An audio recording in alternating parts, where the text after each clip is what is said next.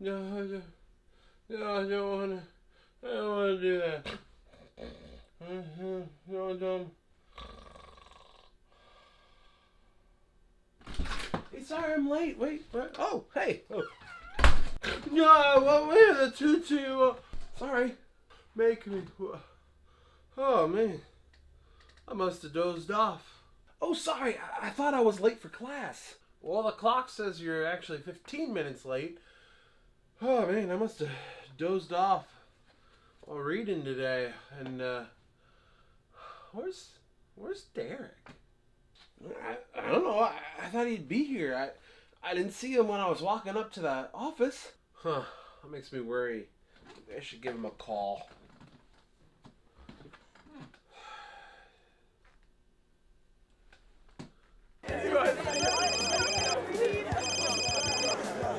Hello? Hey, Derek. Is everything all right? You're late for class. Oh, fiddlesticks. I completely forgot.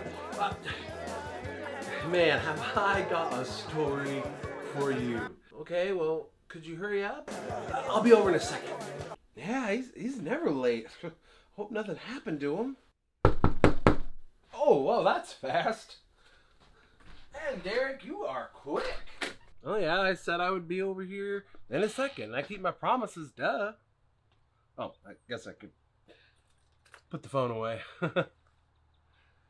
Hey, Derek, so what's the reason for being late? And why was there so much noise in the background when we were on the phone? Oh, yes, it's a great story. Our dog ran away 3 weeks ago. That doesn't sound like a very fun story to me. It wasn't until he came back an hour ago. Wow, awesome. That's pretty cool. Bet you're excited. Yeah. Oh, man, we've had Biscuit, our dog, since I was 5. Our whole family was so upset whenever he went missing. And, after 3 weeks, we just kind of assumed he wasn't going to come back. You didn't try to look for him? Of course we did. I mean, we posted signs, we called the radio station, and even the police station, and we actually even put up a giant billboard about a missing sign for our dog. Oh, yeah, I saw that. I didn't realize it was your dog. Man, that must have cost a pretty penny to pay for that billboard. Yeah, I mean, we did everything we could to try to get him back. So how'd you find him? That's just it. We didn't. Just about an hour ago, we were outside hanging out, and he comes walking into the yard. It didn't matter that he was all muddy and dirty and smelly and just had that wet dog about him. We had to give him hugs and kisses. Oh, it was so wonderful. And that's why you heard all that noise in the background. We were celebrating that he had returned. Oh, man, that's so cool. Yeah, that's awesome. This reminds me of our word of the week, which is sheep. What? How do sheep and my dog have anything in common? Well, why don't you take a seat right here, and you and I and Justin, we can talk about it. So we're talking about sheepdogs today? Not quite. We're going to talk about sheep and how easily they get lost. Huh? Well, why don't you read a story from the Bible for me, Derek? That would be a good way to start our lesson off. Okay. What am I reading? It'll be Luke 15, 1 through 7. And we got to remember that this is a trilogy of stories, if you will.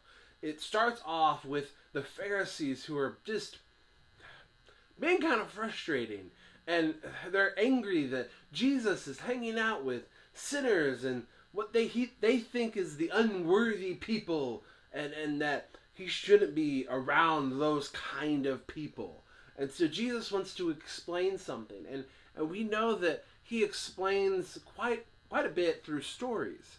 And actually, I guess you could say another word we're talking about this week is parable. Not just sheep, but parable. Because parable is a type of story that teaches a lesson. And so this is Jesus' 3 stories that he's going to tell to help explain to these Pharisees why the people he's hanging out with are there and why he wants to be around them.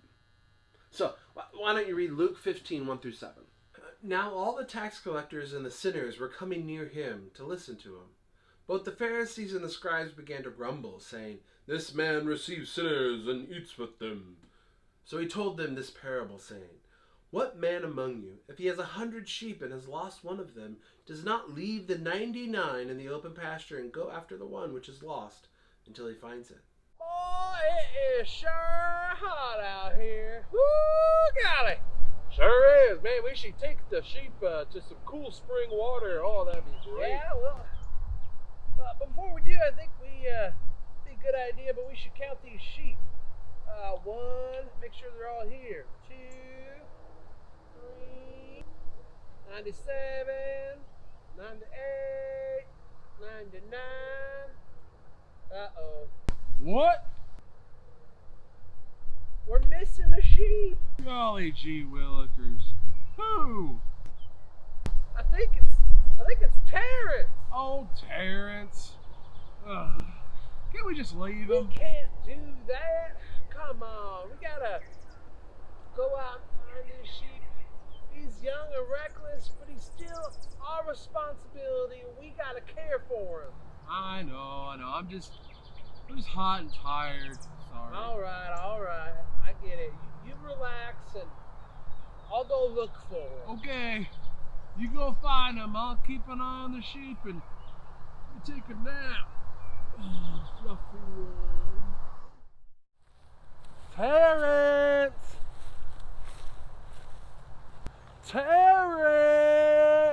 Where is he?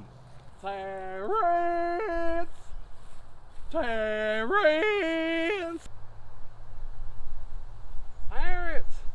Where are you?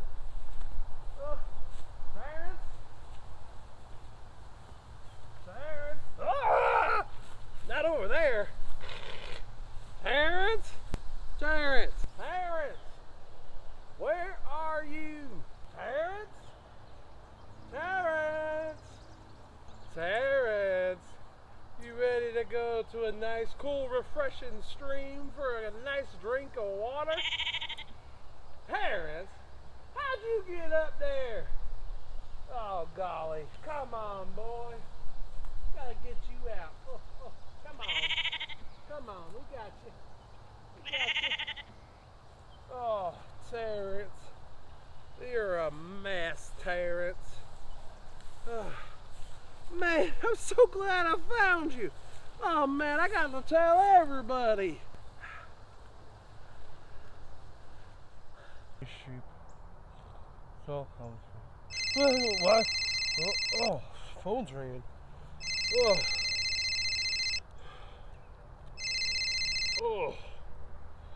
Oh, I found Terrence. Oh, sweet. All right, I'll get the sheep ready. We can go to that awesome stream. Oh, man, let's get out of this hot sun. That'll be great. I'm glad you found Terrence. All right, sweet. All right, see you later. Let's go, sheep. Oh, Terrence. I'm gonna call Ma. Hey, Ma. Yeah. Terrence is back. I know. Yeah, he's a troublesome fella, but we love him. He called when I answered, and that was good. All right, Ma. You have a good day. I'm gonna call some other people and let them know what we found. Oh, what's his number? Hey, neighbor. Yeah. I found my lost sheep. That's pretty cool, huh? Yeah, he gets lost a lot, but I just wanted to let you know. Well, 'cause we're neighbors. That's what neighbors do, right? All right, I'll see you later. Ooh, I know who to call. Ah, man, it's been such a long time. What's his number? Yeah, okay. Hey, teacher from middle school I haven't seen in over 10 years. Guess what? No, but close. Yeah, no, that's not it either. No, I found my lost sheep. Yeah, I found my lost sheep. Hello? Must have got disconnected. Oh well. I found my lost sheep. I called and he answered. Oh, I'm so glad he's safe, and I'm so glad he came home. What once was lost is now found. Let's go tell the world. Come on, Terrence. Home, he calls together his friends and his neighbors, saying to them, "Rejoice with me, for I have found my sheep which was lost." I tell you that in the same way there will be more joy in heaven over one sinner who repents than over 99 righteous persons who need no repentance. So, what do we learn from this lesson? Well, sheep aren't the smartest animals around. They just wandering off like that. It's not the main lesson. I suppose it's partially true, but we got to remember, sheep are not the smartest animal out there, but they're not the dumbest animal either. I mean, they know faces. They recognize their shepherds. They recognize other sheep in their flock. But just like us, I mean, we are smart and we are capable, but it's good for us to watch out for each other. And so, yes, the sheep watch out for each other, but it's even better for somebody like a shepherd or a sheepdog to watch out for these sheep because, yes, they have some defenses, but at the same time, sheep are prone to wander from the flock. They get distracted and they just kind of walk off, and that's dangerous, especially when one sheep is all alone by itself in the wilderness. How so? Well, take for instance your dog. I mean, he wandered off. He loved your family. He was wanting to be around your family. He eventually came back to your family, but he still wandered off. And after a while, you thought that he was never going to return. And a lot of times with pets is they don't always make it out on their own. Dogs, they have defenses. They're capable of taking care of themselves, but sometimes they get caught up with another wild animal, or maybe they get hit by a car, and it's really sad. And that's why, when we lose a pet, it's so stressful. We want to find them and get them back, and we search for them. It's the same thing with the sheep. Sheep want to live in community. They want to be around their family and friends. But at the same time, just like your dog, sometimes they wander off. Maybe it's a little lamb that's just curious and chasing a butterfly or something. Maybe it's an older sheep that's looking for better grass, or just doesn't quite recognize that the herd is moving on and they just kind of stay behind. But in any case, a sheep may wander off, and so then it's up for the shepherd to go after it. He leaves the 99 to look for the one. I mean, it seems kind of reckless to me. Well, that's just it. It's actually not reckless. It may seem reckless to people who don't understand how shepherds operate, but we got to remember a few things. Shepherds, they work in pairs. I mean, look at most businesses and most work-related situations. You have someone who works with you to help you, to assist you when you need it, things like that. And so shepherds did work together. Sometimes they worked in 2s and 3s and 4s, but in any case, they also could have had a sheepdog with them to care for the flock as well. And they could have left the dog to watch the sheep. They could have left the other shepherds to watch the sheep. Or, even if they were on their own, leaving the community to care for itself for a short time while the shepherd went out and looked for that one lost sheep, that one lost little lamb maybe, would be better, because that individual animal more than likely will not make it. But the community can watch itself and care for itself for that short time when the shepherd goes out and finds that lost sheep. Well, when you put it that way, it sounds really nice and caring as a shepherd. Yeah, and how excited is that shepherd when he finds his lost defenseless sheep? As excited as I was in finding my dog. Yeah, I mean, you just can't keep it in. That shepherd was so excited that it found its lost sheep. It had to tell its co-workers. It had to tell its friends and its families. It had to tell everyone, because maybe there was a cool story behind it, but even so, it's just this animal that I care for and I care about was lost and now found. I mean, how excited were you to run over here? You ran over here so fast to tell us that story because it was special to you, it was important to you, and your dog was special and important to you, and you wanted to share in that joy of finding him once again. Yeah, I'm still excited. I mean, I can't wait to go home and see my dog again. That's wonderful. But we don't want to forget that Jesus is trying to send a message to these Pharisees, and he tells it in this parable, but then he explains a little bit at the end to try to help them understand that the joy that the shepherd has in finding his lost sheep is the same joy that God has when he finds his lost children. I mean, that's the whole point of what God is calling us. Well, what God is wanting to do is he's wanting to bring back. He wants everyone to be saved. He wants everyone to come to know him. And so he calls us to him.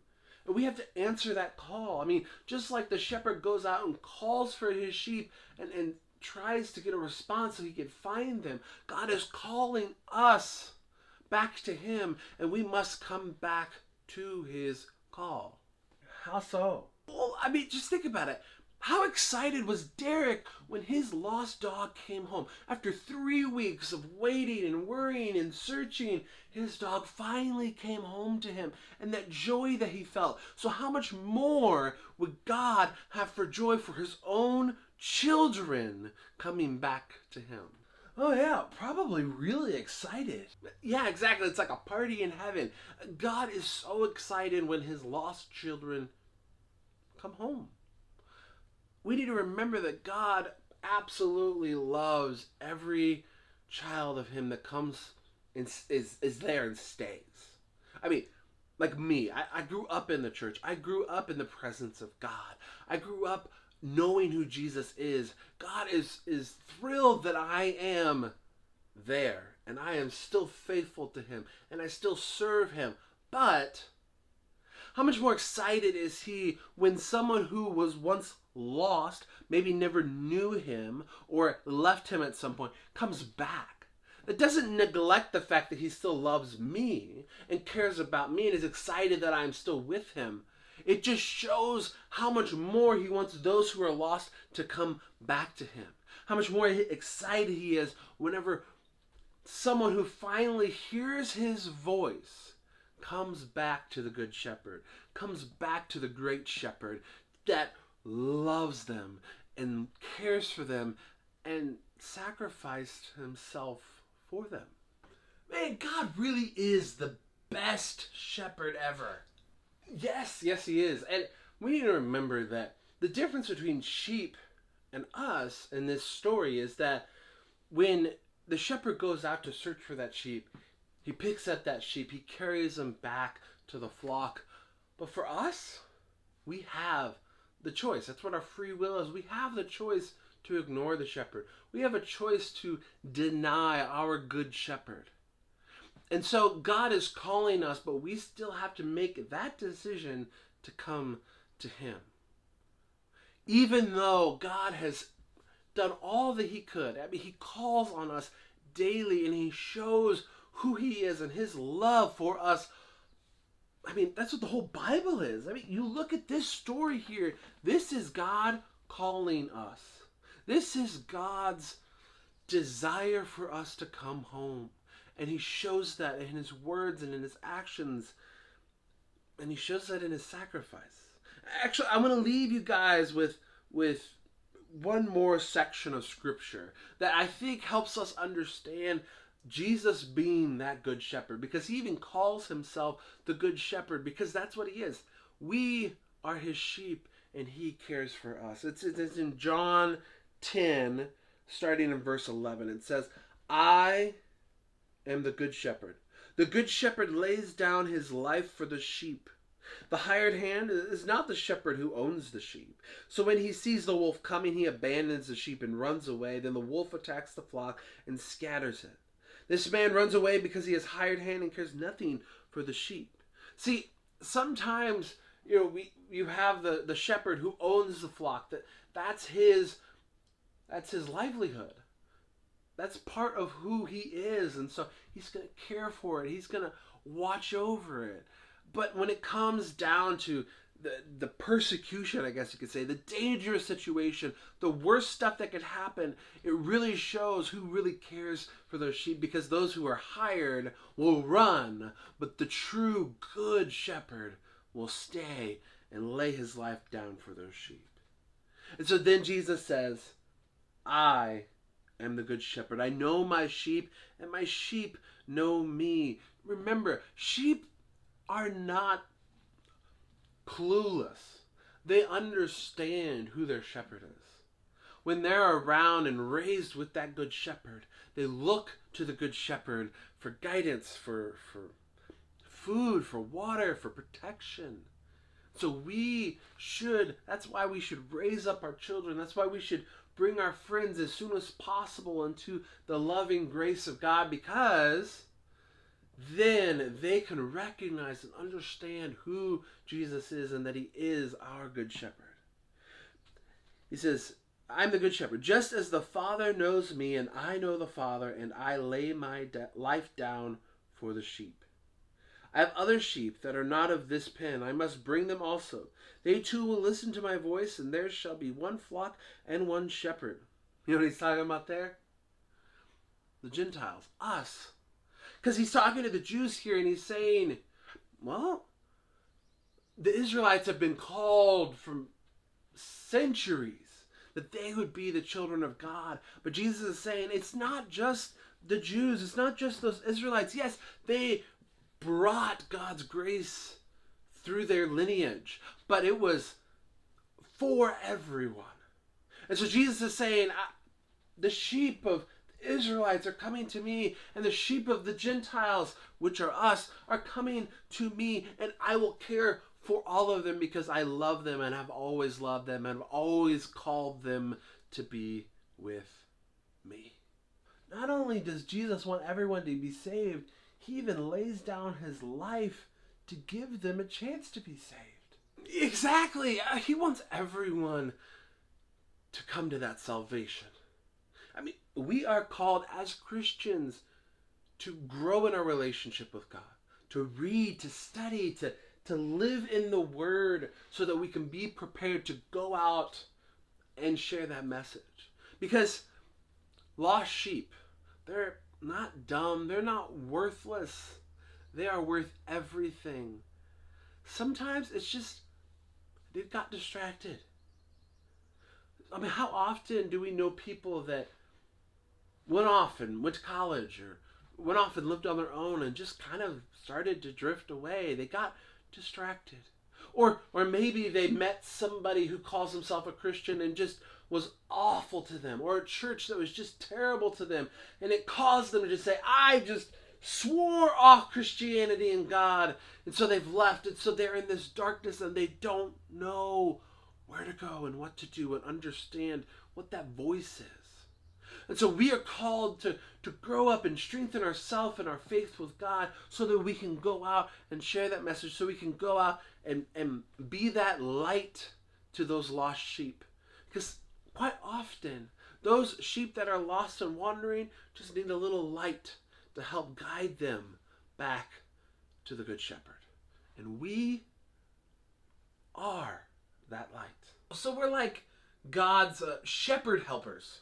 Yeah, I suppose you could say that. I mean, the reality is later in the New Testament, it talks about leaders of the church being called shepherds, as they shepherd the flock of God's people. And so, yeah, I mean, I guess as we become more Christ-like, I guess you could say, as we grow in our Christian faith, as we build ourselves up, but also bring others along as they learn more about Jesus and maybe learn underneath us, as we teach and as we lead and grow, we are, well, I guess you could say, kind of shepherds underneath the great Good Shepherd. So we need to remember that as we help bring people to Jesus, we are always looking to him for that guidance, for our roles, for our responsibilities, for understanding on how we are supposed to teach others, how we are supposed to bring others to him, and how we are supposed to be as a community, as a flock, being protected and called and loved by our Good Shepherd. I like that. Let's go shear some sheep for Jesus. I hope you mean save, not shear. We want to save some sheep. I mean, I hope you're not going to take those and go out and try to cut everyone's hair. No, I meant save. Yep. Dude, you're a hoot and a half. But hey, can you toss those buzzers over to me? Sure. Whoa! Oh, man. Thanks. Guess I should actually have you handed it to me, but whatever. These are the Buzzomatic 3000, man. These are legit. I heard that you don't even need to know how to cut hair properly. This pretty much does it all for you. Man, I want to give it. Is it alright if I give it a try, man? I'm gonna plug this in, man. I heard you just turn this thing on, and then I heard that if you just tap it to your head, and it's like, bam, you pretty much have a haircut. Well, let's see. Here goes nothing. Did it work? It felt so. Oh, it did work. That's awesome. These are awesome, dude. Whoa, man. I'm gonna have to try that when I get home. Oh man, hey Justin, you're gonna have to let me borrow those whenever you are done with them. Oh, those are cool. Anyways, I hope you guys have a wonderful day, and I'm excited to keep going with this Lost Trilogy series. We've talked about a sheep, and next week, this is going to be even better. We're going to talk about a lost coin and it being found. Well, I hope next week's lesson helps me find that $20 I lost last week. Well, I'm excited to go hang out with Biscuit, show him my new haircut, man. Oh, I can see you guys later. All right, well, you guys have a wonderful week. Have some fun, and yes, go hang out with your dog. Enjoy the time that you weren't able to spend with him. And I hope he recovers well from this and he's with you guys for many years to come. You guys have a wonderful day.